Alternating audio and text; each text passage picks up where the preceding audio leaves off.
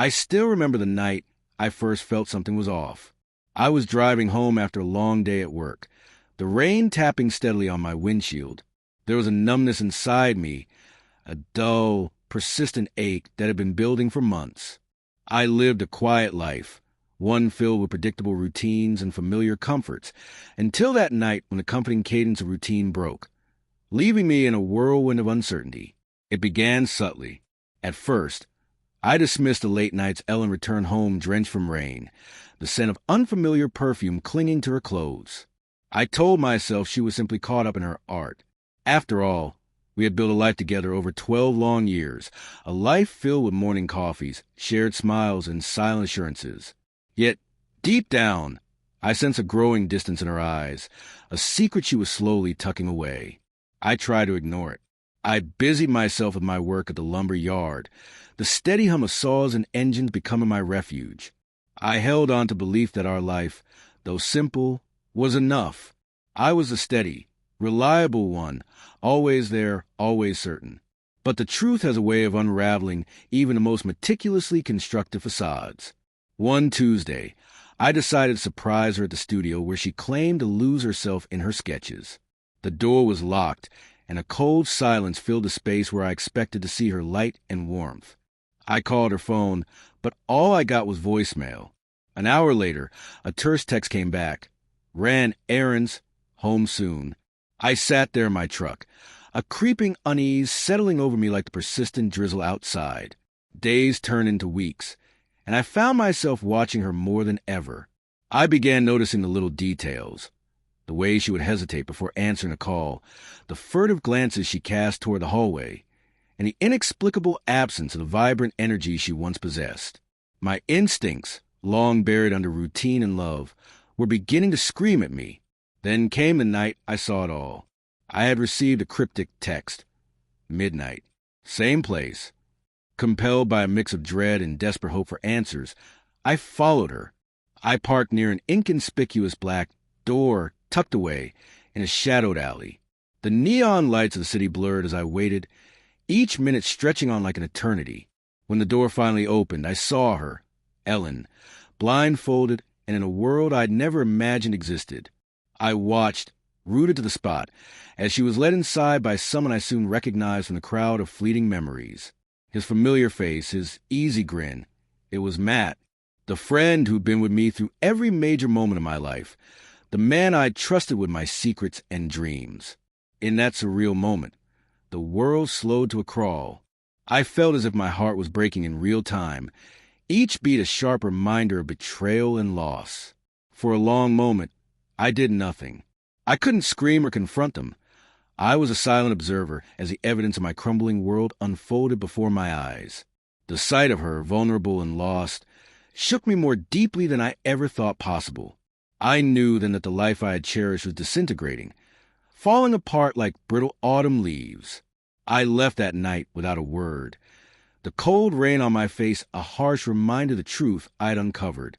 I drove aimlessly, each mile a painful reminder of what was lost.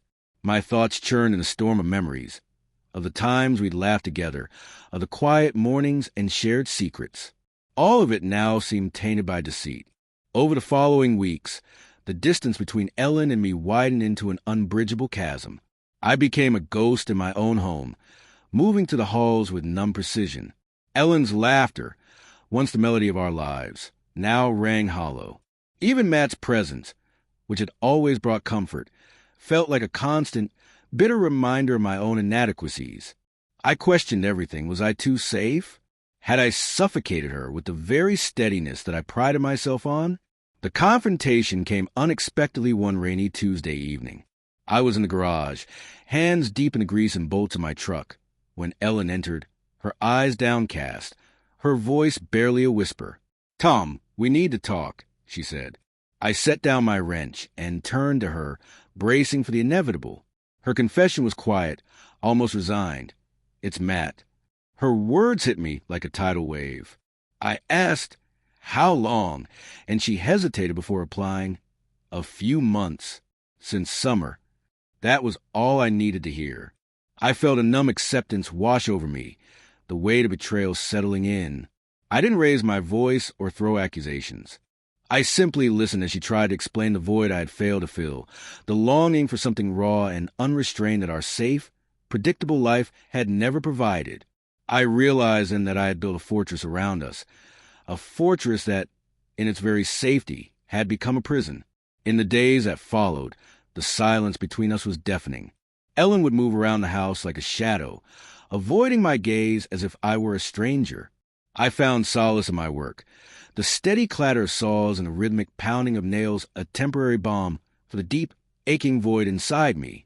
Yet, every time I closed my eyes, I saw that painful scene in the club, her blindfolded and adrift, with Matt's knowing smile etched in every gesture. I began to question my own worth. Had I been too predictable? Was my constant, unwavering presence what drove her away? I replayed every moment, every missed signal, searching for a clue that I had overlooked. I realized that in my quest to be a rock, I had forgotten that a relationship needs to breathe, to evolve, to embrace the chaos of life. That night, as I sat alone in the quiet of my darkened house, I made a decision. I would not let this betrayal define me. I would try to understand my own shortcomings, and in time, rebuild a life that was more than just safety and routine. I wanted to be a man who could change, who could listen to the silent cries of a heart desperate for freedom. But for now, the pain was too raw, the wounds too fresh. I was left with nothing but memories, the echo of Ellen's confession, and the realization that sometimes love isn't enough to hold back the inevitable tides of change. Now, as I write these words, I find myself on the precipice of a new beginning, one defined by acceptance and the painful hope for healing. I know that the journey ahead will be long and fraught with doubts, but perhaps, in time, I can find a way to transform this agony into something real, something that can eventually lead me back to life. This is just the beginning of my story, a story of shattered trust, of love lost in a labyrinth of safety and suffocation, and of a man learning that sometimes the very things that once defined us must be left behind to make way for a future we never dared to imagine. I woke up the next morning to a house that felt colder than ever before. The remnants of last night's storm still clung to the windows, and as I trudged into the kitchen, I couldn't help but feel that everything I once trusted had been stripped away. The silence in the house was deafening, a silence that echoed with unspoken regrets and unanswered questions. I poured myself a cup of coffee and sat at the table, watching the steam swirl upward as if it were trying to escape the weight of my thoughts. That morning, I resolved to find some semblance of meaning amid the chaos. I needed to understand how everything had spiraled so far out of control. Over the next few days, I immersed myself in work. The lumber yard became my sanctuary, a place where the steady rhythm of saws and hammers helped me dull the persistent ache in my chest. Yet, even there, I couldn't shake the memory of that painful scene at the club. Ellen's blindfold, the way she had looked at me even in betrayal, it was all burned into my mind. Every clatter of wood, every tightening bolt, served as a reminder of the crumbling life I'd once believed was unshakable. I began to notice small changes in my routine. I used to talk about our future together, plan little vacations, dream about a home with more light and laughter. Now, every plan I made seemed to dissolve in the face of betrayal. I tried to hold on to the hope that I could rebuild something meaningful, but the emptiness inside me was growing. I started questioning everything. Was I too predictable? Had I become so comfortable in our life that I failed to see the warning signs when they appeared? Late one night, as I was closing up the yard, I caught sight of Ellen walking by herself down the street. Her shoulders were hunched, her pace hesitant. I wanted to call out to her, to ask if she needed help, but the words died on my tongue. Instead, I watched from a distance, my heart aching at the sight of her isolation. It struck me that she, too, was caught in this painful limbo, lost between a past that no longer existed and an uncertain future. The realization stung, deepening the cracks in a life I had tried so hard to hold together. Weeks passed, and I found myself sinking further into introspection. I spent countless nights driving aimlessly through rain-slick streets, trying to outrun the memories of Ellen and Matt. Their betrayal, the way they had intertwined their lives while I was left to pick up the pieces, haunted me relentlessly. I began keeping a journal, scribbling down fragmented thoughts and moments of raw honesty. It was in these scribbles that I discovered a glimmer of clarity.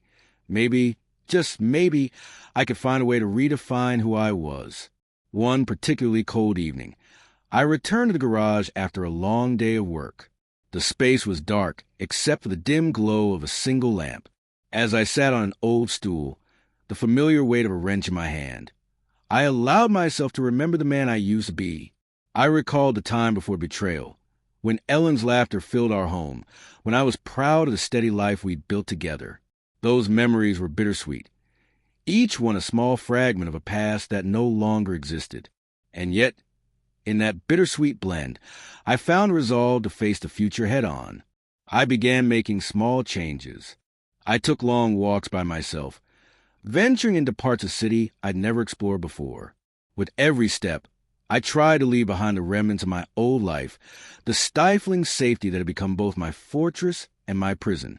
I started reading books on change and resilience, letting the words of strangers inspire me to grow. Slowly, I opened up to the idea that maybe the betrayal was a catalyst, a harsh, painful lesson that I needed to embrace in order to move forward.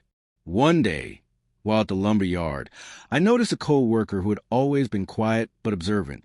He handed me a folded flyer about a local support group for people who had experienced heartbreak and betrayal.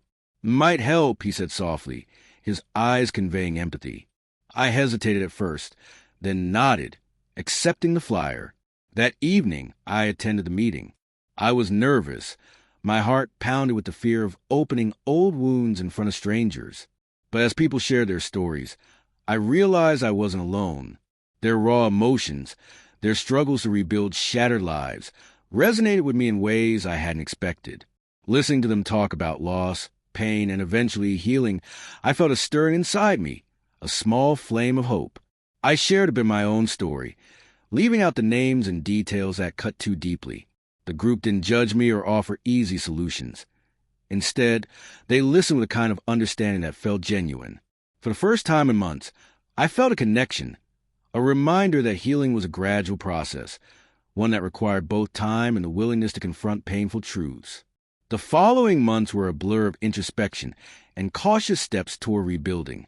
I started reaching out to old friends, those who remembered me before the storm, tried to reforge bonds that had frayed in the wake of the betrayal. I even began exploring hobbies I'd long abandoned, cycling on quiet country roads, sketching in a small notebook by the river. These simple acts, each one a small rebellion against the darkness, helped me see that there was still beauty in life, even if it was hidden beneath layers of pain. There were days when I wondered if I'd ever fully recover from the loss of Ellen, if the void she left behind could ever be filled. But gradually, I learned to accept that some scars would remain, permanent reminders of a time when love and betrayal intertwined. I realized that forgiveness, both for her and for myself, was not a destination, but a journey. I started to see that while I couldn't change the past, I could shape the future by learning from my mistakes and embracing the uncertainty ahead. One quiet morning, I found myself standing in front of a mirror, examining the lines on my face, the traces of sleepless nights and heartache. I whispered to my reflection, "It's time to let go." In that moment, I felt a shift. I wasn't saying goodbye to the memories, but I was accepting that they no longer define me. The man in the mirror was someone who had been through hell, but who was now ready to step out of the ashes and rebuild. As I continued to forge a new path, Ellen and I rarely crossed paths. She had moved on, chasing something that was no longer tethered to the life we once shared. The pain of her departure still stung, but I began to see it as a necessary part of our journey. In letting go, we both could find a freedom that our old life never allowed. Now, as I sit here in my modest new apartment, walls bare but promising, and sip a cup of lukewarm coffee, I feel a cautious optimism budding within me. The road ahead is uncertain, filled with challenges and moments of doubt, but for the first time in a long while, I am ready to take that step forward. I know the healing is not linear, that some days will be harder than others. But I also know that each day is an opportunity to redefine who I am. The betrayal still lingers, a painful memory that will always be a part of me, but it no longer holds me captive. I have learned that to live is to embrace both the light and the darkness within us. I have learned that sometimes the end of one story is simply the beginning of another, a chance to find a new rhythm, a new kind of freedom. I woke up one crisp autumn morning feeling the weight of all that had happened and realizing that every scar told a story of survival. The days following Ellen's final departure had blurred into a series of quiet reflections and restless nights. I spent long hours in my small apartment, tracing the faded lines of memories on the walls and searching for meaning in the silence that now defined my world. I began to understand that the betrayal wasn't just a failure on her part. It was also my failure to evolve, to step outside the boundaries of a life that had grown too comfortable. I had clung to safety like a crutch, neglecting the possibility that love could be as wild and unpredictable as the seasons. Now, as I looked at the person I had become, I realized I needed to change, not for anyone else, but for myself. Slowly, I started to rebuild. I found solace in rediscovering passions long buried under the weight of routine. I enrolled in a photography class, capturing moments of fleeting beauty. A child's laughter in the park, the way the light danced on autumn leaves, the raw emotion of strangers sharing smiles on rainy sidewalks.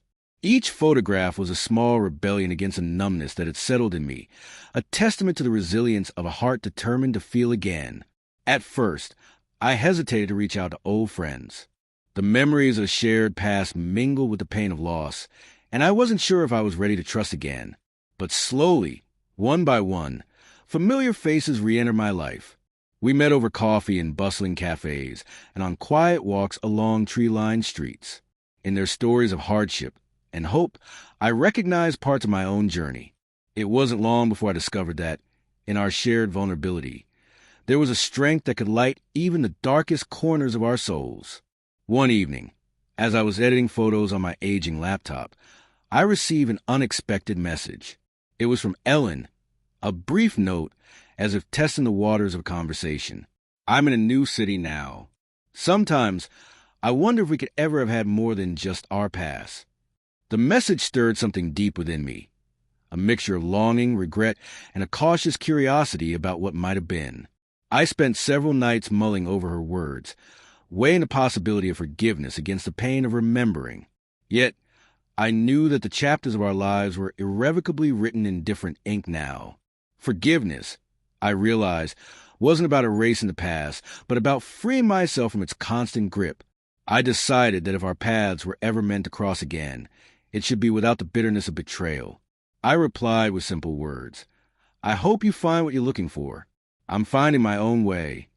I didn't press for more, because the journey I was on was just beginning, a journey of self-discovery and renewal. In the months that followed, the echoes of that dark chapter slowly faded into background, replaced by new rhythms of hope and tentative joy. I continued to explore the city with my camera in hand, capturing the moments that whispered of change. Every sunset, every burst of color against a gray sky, was a reminder that life was ever-changing, full of both endings and beginnings.